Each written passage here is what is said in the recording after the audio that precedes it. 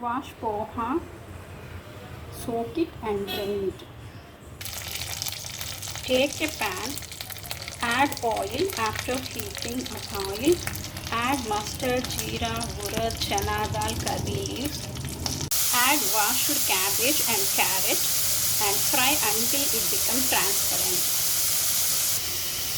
Make a paste with green chilies, salt, turmeric, fresh coconut and garlic.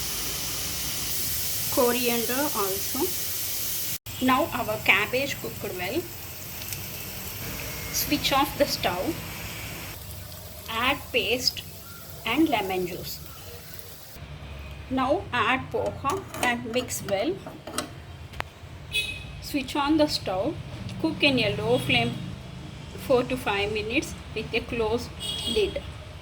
Our healthy cabbage poha is ready to serve. Thank you for watching. Please like and subscribe my channel. Have a nice day. Bye.